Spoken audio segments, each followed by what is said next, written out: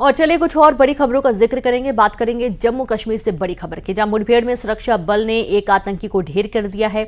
इलाके में सुरक्षा बल का सर्च ऑपरेशन जारी है। जम्मू कश्मीर के बांदीपोरा में आतंकियों से मुठभेड़ हुई। इलाके में और भी आतंकियों के छिपे होने की खबर है और ये देखिए सर्च अभियान जो है वो तेज हो चुका है। सेना लगातार सर्च अभियान चला रही है और इस दौरान एक आतंकी को ढेर किया गया है।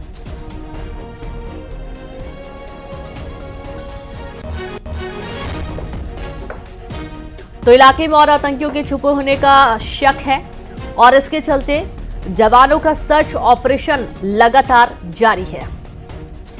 जम्मू से आपको ये बड़ी खबर दे रहे हैं, जहां मुठभेड़ में सुरक्षा बल ने एक आतंकी को मार गिराया है। इलाके में सुरक्षा बल का सर्च ऑपरेशन जारी। जम्मू कश्मीर के बांदीपोरा में आतंकियों से मुठभेड़ की जा रही है और लगातार मुठभेड़ जारी है। इलाके में और भी आतंकियों के छिपे होने की खबर मिल रही है।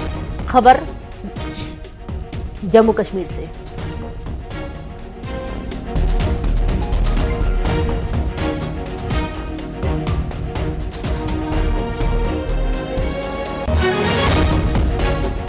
वहीं जम्मू कश्मीर पर 3 बड़ी अपडेट आपको बता दें, जहां पहली ये कि कल अमित शाह ने जम्मू कश्मीर में सुरक्षा स्थिति की समीक्षा पर बैठक की। अमरनाथ यात्रा की सुरक्षा के निर्देश दिए। तो वहीं आज सीडीएस जम्मू जाएंगे, जहां चल रहे एंटी टेरर ऑपरेशन की जानकारी लेंगे। और इस बीच जम्मू कश्मीर के किश्तवाड़ में सुरक्षा अभ्यास किया गया। तो इस वक्त की बड़ी खबर मिल रही है, जहां एंटी टेरर ऑपरेशन से जुड़ी बड़ी जानकारी। आज जम्मू जाएंगे सीडीएस जनरल अनिल चौहान। जम्मू में चल रहे एंटी टेरर ऑपरेशन की जानकारी लेंगे। नॉर्दर्न आर्मी कमांडर सीडीएस को ऑपरेशन को ब्रीफ करेंगे। सुरक्षा को लेकर सीडीएस करेंगे हाई लेवल बैठक और ये बैठक जो है ये आज होने वाली है। एंटी टेरर ऑपरेशन से जुड़ी बड़ी जानकारी आपको दे रहे हैं। आज जम्मू जाएंगे सीडीएस जनरल अनिल और इस दौरान जम्मू में चल रहे ऑपरेशन की जानकारी लेंगे। Northern army commander CDS operation को ब्रीफ करेंगे। सुरक्षा को लेकर सीडीएस करेंगे हाई लेवल बैठक। नक्सलियों के खिलाफ सुरक्षा बलों ने बड़ा अभियान शुरू किया। एक के बाद एक नक्सली ढेर किए जा रहे हैं और अब सुरक्षा बलों ने नक्सलियों के गढ़ में तिरंगा फहराया। नक्सलियों को संदेश दिया है कि हिंसा का रास्ता छोड़ दो, नहीं तो ढेर कर दिए जाओगे।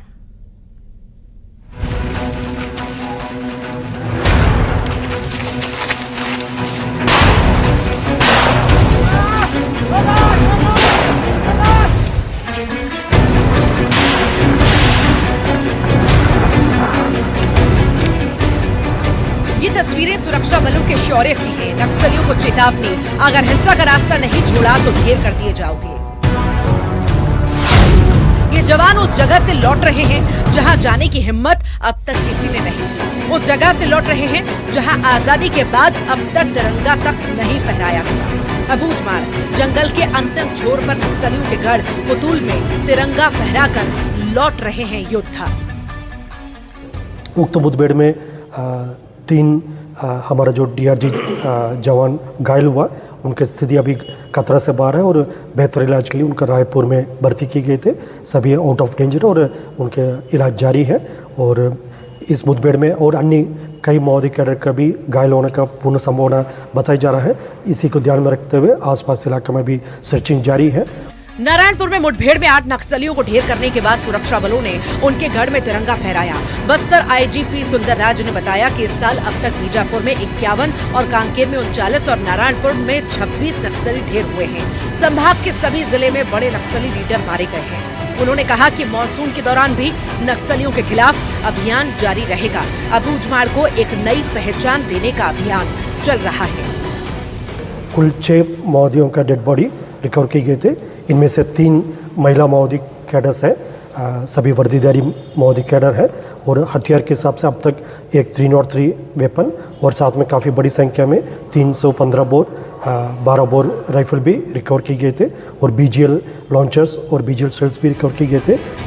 बस्तर में नक्सलियों के खिलाफ सुरक्षा बलों का अभियान लगातार जारी है। नक्सलियों के गढ़ में तिरंगा फहराकर सुरक्षा बलों ने संदेश दे दिया है कि अब नक्सलियों को हिंसा छोड़नी होगी। अगर वो ऐसा नहीं करेंगे तो ढेर कर दिए जाएंगे। Bureau report, news 18।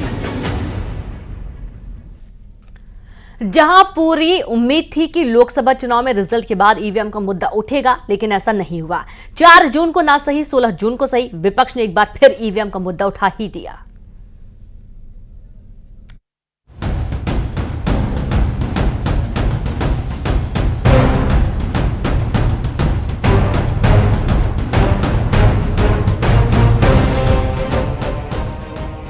अमेरिका में ईवीएम के खिलाफ एलॉन मस्क के ट्वीट पर सियासी घमासान शुरू हो चुका है। एलॉन मस्क के ट्वीट के बाद कांग्रेस के नेता राहुल गांधी ने ईवीएम पर एक बार फिर से सवाल खड़े कर दिए। सोशल मीडिया प्लेटफॉर्म एक्स पर राहुल गांधी ने पोस्ट किया, भारत में ईवीएम एक ब्लैक बॉक्स है और किसी को भी उसकी जांच करने की इजाजत नहीं है। हमारी चुनाव प्रक्रिया में पारदर्शिता को लेकर गंभीर चिंताएं जताई जा रही है। राहुल गांधी ने मुंबई में एक प्रत्याशी के समर्थकों की तरफ से की गई गड़बड़ी से जुड़ी खबर को शेयर करते हुए लिखा, जब संस्थाओं में जवाबदेही की कमी होती है तो लोकतंत्र एक दिखावा बन जाता है।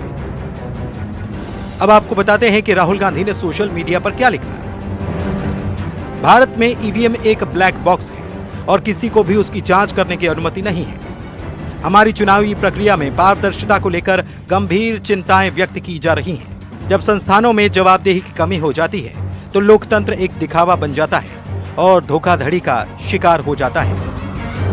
हालांकि मुंबई में ईवीएम को मोबाइल से अनलॉक करने की रिपोर्ट पर चुनाव आयोग कह चुका है कि ईवीएम का मोबाइल से कोई कनेक्शन नहीं है और ईवीएम की काउंटिंग के लिए किसी कोड की जरूरत नहीं पड़ती।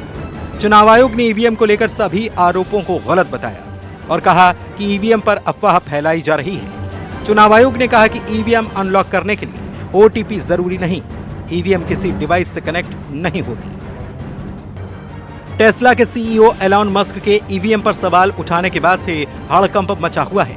मस्क ने दावा किया था कि ईवीएम को हैक किया जा सकता है, इसे अमेरिकी चुनावों से हटा दिया जाना चाहिए। हालांकि मस्क ने अपने दावों के समर्थन में कोई सबूत नहीं दिया। मस्क ने ये बात अमेरिका के राष्ट्रपति पद के उम्मीदवार रॉबर्ट एफ कैनेडी जूनियर की एक पोस्ट को रीट्वीट करते हुए कही है।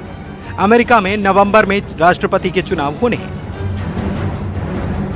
ईवीएम पर राहुल गांधी और टेस्ला के सीईओ एलॉन मस्क के सवाल उठाने के बाद बीजेपी ने इस पर पलटवार किया।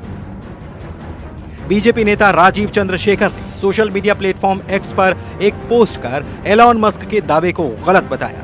राजीव चंद्रशेखर ने लिखा, एलॉन मस्क का विचार अमेरिका और अन्य जगह पर लागू हो सकता है जहां वो इंटरनेट से जुड़ी वोटिंग मशीनों को बनाने के लिए नियमित कंप्यूटर प्लेटफॉर्म का इस्तेमाल करते हैं, लेकिन भारतीय ईवीएम कस्टम डिजाइन, सुरक्षित और किसी भी नेटवर्क या मीडिया से अलग है। कोई कनेक्टिविटी नहीं है, कोई ब्लूटूथ नहीं है, वाईफाई और इंटरनेट नहीं है। राजीव चंद्रशेखर का साफ कहना है कि ईवीएम के लिए भारत में सबसे दुरुस्त व्यवस्था है और अब देखना यह है कि ईवीएम पर शुरू हुए इस नए विवाद को कहां तक ले जाया जाता है।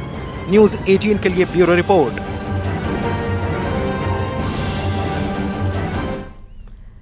और इसी के साथ बुलेटिन में फिलहाल इतना ही। नमस्कार।